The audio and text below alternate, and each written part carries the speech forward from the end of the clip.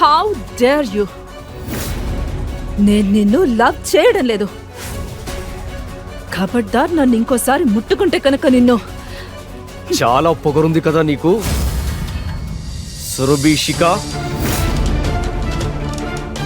నేనేం చేస్తానంటే నీ అందమైన మొహాన్ని ఎవరికీ చూపించలేని పరిస్థితికి వస్తావు. నువ్వు కొట్టిన చెంపదెబ్బకి చాలా ఫలితం అనుభవిస్తావు. ఇక నీ పొగరుని నా షూ కింద నలపకపోతే నా పేరు రిషబ్ సింగాని అనే కాదు.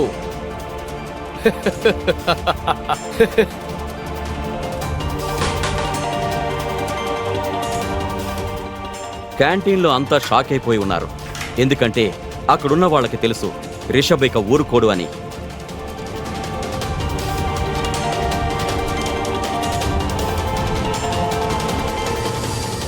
ఇంతకీ రిషబ్ ఇప్పుడు ఏం చేయబోతున్నాడు? సురభికి వ్యతిరేకంగా ఏదైనా పథకం వేయబోతున్నాడా? ఆ రాత్రి సిటీ మొత్తం ప్రశాంతంగా నిద్రపోతోంది. కాని ఆ రాత్రి సురభి జీవితంలో మాత్రం పెద్ద తుఫాను తీసుకురాబోతోంది. అర్ధరాత్రి దాటాక తన ఫ్రెండ్ నుంచి ఒక కాల్ వచ్చింది.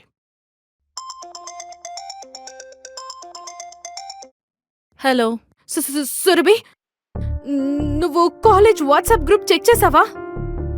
అరే యార్, ఇంత రాత్రి కాలేజ్ గ్రూప్ ఎవరు చెక్ చేస్తారు? నీకేమైంది? ఇంత కంగారుగా ఎందుకు మాట్లాడుతున్నావు? నువ్వు ఒకసారి వెంటనే గ్రూప్ చెక్ చెయ్ ఇప్పుడే. ఏమైంది? అరే, సురభి ఆ వాట్సాప్ గ్రూప్ని చెక్ చేయగానే తన కాళ్ల కింద నేల కదిలిపోయింది. రిషబ్ సురభికి సంబంధించిన ఓ వీడియోని కాలేజ్ గ్రూప్కే కాదు మొత్తం సోషల్ మీడియాలోనే వైరల్ చేశాడు. అన్ని చోట్ల ఆ వీడియో గురించే అనుకుంటున్నారు. అది చూసి సురభికి గుండాగినంత పని అయ్యింది. ఈ వీడియోనెవరు? రిషబ్. తాను రిషబ్కి కాల్ చేసేలోగా ఎవరో గట్టిగా అరిచిన శబ్దం వినిపించింది. సురభి, సురభి, అమ్మా, ఇదేంటి? ఇదేంటి? Breaking news! ఢిల్లీలో ఫేమస్ సికా ఫ్యామిలీ అమ్మాయిది ఒక వీడియో ఇంటర్నెట్ లో వైరల్ అవుతుంది. అవును, జనం దీన్ని చూసి ఆశ్చర్యపోతున్నారు. దాన్ని విపరీతంగా షేర్ చేస్తున్నారు. ఇంతకీ ఇప్పుడు సికా ఫ్యామిలీ ఏం చేస్తుంది తెలుసుకోవడానికి చూస్తూనే ఉండండి లేటెస్ట్ న్యూస్. ఎవరు చేశారది? చెప్పు, ఎవరు చేశారు? ఇక మన మొహం చూపించగలమా? ఎవరు? ఎవరు? అమ్మా, ఇది ఆ వెధవ రిషబ్ చేశాడు. వాడు నా చెంప దెబ్బకి పగ తీర్చుకున్నాడు. రిషబ్ తన బాత్టబ్లో కూర్చొని సురభి వీడియోని చూస్తూ నవ్వుకుంటున్నాడు. అప్పుడు తనకు సురభి నుంచి ఫోన్ వచ్చింది.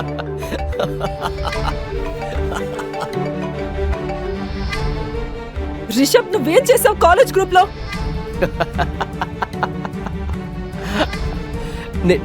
నేను చూసేశాను. ఇక చెప్పు, ఎలా ఉంది నా సర్ప్రైజ్? మొత్తానికి నీ కాల్ వచ్చింది. తెలుసా, నీ కాల్ కోసం ఎంత పిచ్చిగా ఎదురు చూసేవాన్నో. నాకు తెలుసు నా సురభి తప్పకుండా ఫోన్ చేస్తుందని. కానీ లేదే, నీకు నేనంటే లెక్కే లేదే.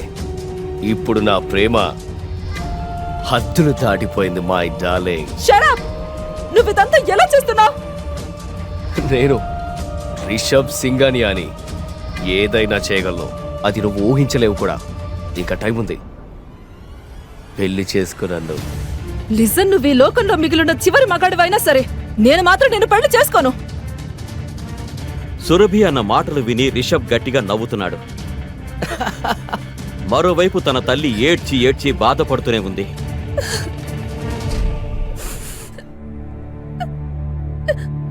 ఎవరికి ఇంకా మొహం చూపించలేం. మన పరువంతా మట్టిలో కలిసిపోయింది. ఏం చేయాలి? రేపటికి మొత్తం ఊరంతా చూస్తుంది వీడియో. ఏం చేయగలం?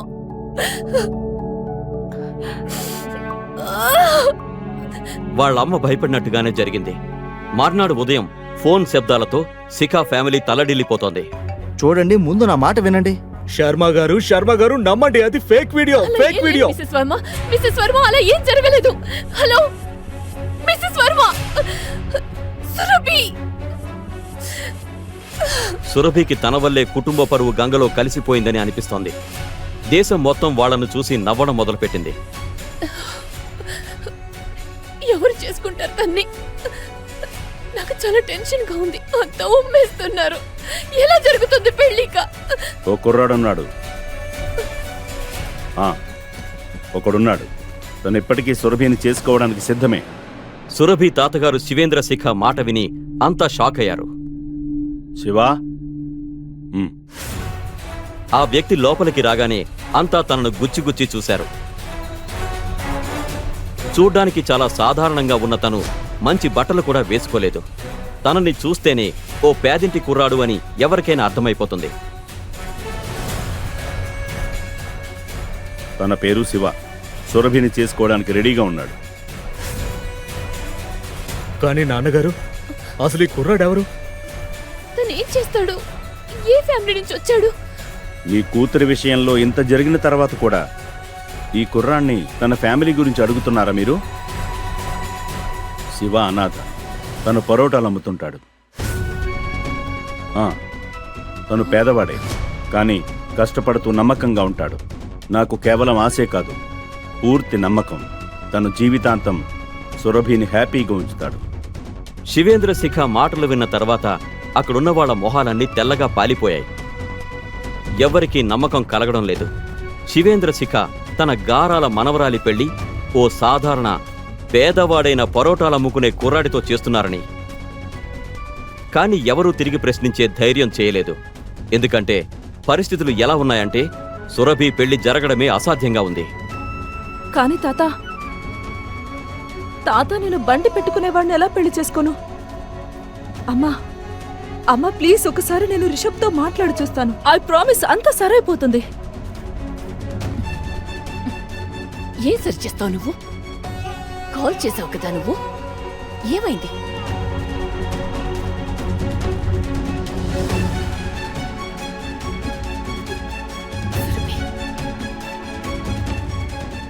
ఇప్పుడు తనని పెళ్లి చేసుకోవడం తప్ప నీ దగ్గర ఇంకో ఆప్షన్ లేదు. ఇలాంటి పరిస్థితుల్లో శిఖా ఫ్యామిలీ తమ కూతురు పెళ్లి చివరికి ఓ తోపుడు బండి కుర్రాడితో చేసేసింది. సురభికి ఇష్టం లేకపోయినా శివాని తన భర్తగా అంగీకరించాల్సొచ్చింది. ఇక పెళ్లైన మొదటి రాత్రి సురభి తన గదిలో ఉండగా శివ అక్కడికొచ్చాడు. సురభి చాలా కంగారుగా ఉండడం చూసిన శివ, ఏమైంది సురభి, నువ్వు కంగారుగా ఉన్నట్టును? చూడు, నాకు నీతో మాట్లాడాలని లేదు. మనిద్దరం భార్యాభర్తలమైనా కూడా మన మధ్య అలా ఏమీ ఉండటానికి వీల్లేదు. నువ్వు నీ ప్రాబ్లం నాతో షేర్ చేసుకోవచ్చుగా. మేబీ నేనేమైనా హెల్ప్ చేయొచ్చాము. నువ్వు నాకు హెల్ప్ చేస్తావా? ఎస్. నీ బతికేంటో తెలుసా నీకు? నువ్వు నాకు హెల్ప్ చేయలేవు, సరేనా? ముందా వెదవ రిషబ్, ఇప్పుడు నువ్వు. బాధలో ఉన్న సురభి తన కోపం మొత్తం శివ మీదే చూపించింది. అప్పుడే శివ దృష్టి టేబుల్ మీదున్న ఫోన్ మీద పడింది. అది ఇంకా ఆన్లోనే ఉంది. దాన్ని చూసిన శివ కంగారు పడ్డాడు. ఎందుకంటే సోషల్ మీడియాలో ఇంకా సురభి వీడియోనే వైరల్ అవుతోంది. ఆ తర్వాత ఏం జరిగిందో ఎవ్వరూ ఊహించలేదు.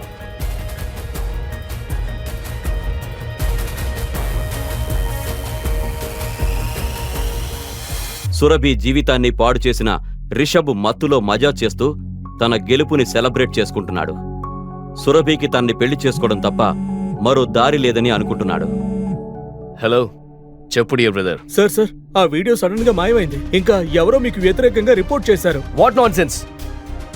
నాకు వ్యతిరేకంగా రిపోర్ట్ చేసేంత ధైర్యం ఎవరికుంది? ఎవరైనా కానీ చాలా ప్రమాదకరమే. తను మీ అకౌంట్స్ అన్ని కూడా బ్లాక్ లిస్ట్ చేయించాడు. ఆ వ్యక్తి మాటలు విన్న రిషబ్కి చెమటలు పట్టేశాయి. తను వెంటనే డాడీకి ఫోన్ చేస్తే తెలిసింది వాళ్ళు కూడా నాశనం అయిపోయారని. డాడ్, మన బ్యాంక్ అకౌంట్ సీజ్ చేశారు. మన ఇండస్ట్రీకి తాళాలు వేశారు. ఇంకా నా తల మీద 1000 కోట్ల అప్పుంది. మన పని అయిపోయింది రిషబ్. బట్ డాడ్, ఎవరు చేశారు ఇదంతా? దీని వెనుక ఎవరున్నారు? కానీ ఆ తర్వాత తన్ని నాశనం చేసింది ఎవరో తెలిసింది రిషబ్కి. తన కాళ్ల కింద నేల కదిలిపోయేంత పనయ్యింది.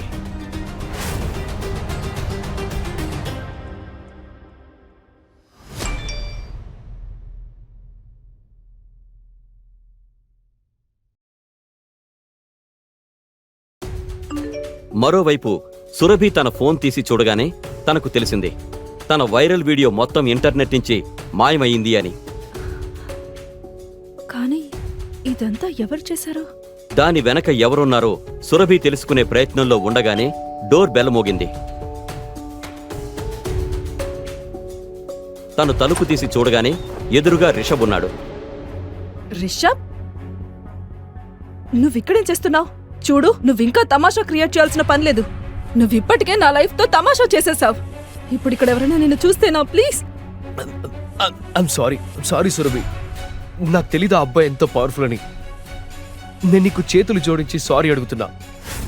ప్లీజ్ నన్ను క్షమించు. నువ్వు ఏమంటున్నావు? నాకేం అర్థం కావడం లేదు. నీ వీడియో ఉంది కదా, ఇంటర్నెట్ నుంచి తీసేశారు. దాంతోపాటు నేను కూడా నాశనం అయ్యాను. నేను నా ఫ్యామిలీ అంతా రోడ్డు మీదకి వచ్చాం.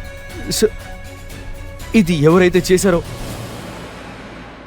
అతను మీ ఇంట్లోనే ఉన్నాడు. మా ఇంట్లోనా? మా ఇంట్లో అలా ఎవరై ఉంటారు? చూడు, ఇప్పుడు నువ్వు కొత్త డ్రామా చేయడానికి ప్రయత్నించొద్దు. నేనేం డ్రామా చేయడం లేదు, నేను నిజమే చెప్తున్నాను. ఇదంతా చేసింది ఇంకెవరో కాదు సురభి, నీ భర్తే. తను రాత్రికి రాత్రే ఇంటర్నెట్ నుండి నీ వీడియో మాయం చేశాడు. నన్ను నాశనం చేశాడు. అది విన్న సురభికి కళ్ళు తెరుచుకుని ఉండిపోయాయి. మామూలుగా కనిపించేవాడు ఇదంతా చేయగలడు అని తను ఎలా నమ్మగలదు? అందుకే తను రిషబ్తో కోపంగా అంది, ఏం చెత్త వాగుతున్నావు నువ్వు? శివ ఇదంతా ఎలా చేయగలడు? నేను నిజమే చెప్తున్నాను, నన్ను నమ్ము. ఇదంతా తనే చేశాడు. అతనేమి మామూలు బికారి మనిషి కాదు. తను చాలా పవర్ఫుల్ వ్యక్తి. ఒకవేళ నీకు నమ్మకం లేకపోతే నువ్వే అడుగు నీ భర్తని. అప్పుడే హఠాత్తుగా శివ అక్కడికొచ్చాడు. అతను సురభి రిషబ్ల మధ్య మాటలు విన్నాడు. సురభి శివను అడిగింది, శివ, ఈ రిషబ్ ఏంటో వాగుతున్నాడు. నువ్విదంతా ఎలా చేయగలవు?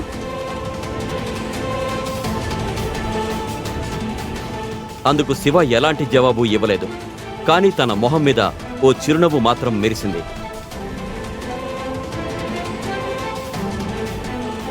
చెప్పు. సురభి ఎప్పటికైనా శివ గురించిన రహస్యాలు తెలుసుకుంటుందా? శివ అంత పవర్ఫుల్ అయినా కూడా రోడ్డు మీద పరోటాలు ఎందుకు అమ్ముకుంటున్నాడు? ఇప్పటి వరకు మీరు విన్నది కేవలం ట్రైలర్ మాత్రమే. శివ సురభిని పెళ్లి చేసుకోవడం వెనక అసలు రహస్యం వేరే ఉంది. ఆ తర్వాత జరిగింది వింటూ మీరు ఆశ్చర్యంలో మునిగిపోతారు. మీరు కూడా ఈ కథలో అనూహ్యమైన రహస్యాల్ని తెలుసుకోవాలి అనుకుంటే క్రింద ఇచ్చిన లింక్ ని క్లిక్ చేసి పాకెట్ ఎఫ్ఎం యాప్ ని ఇన్స్టాల్ చేసుకోండి. Stay tuned to Pocket FM.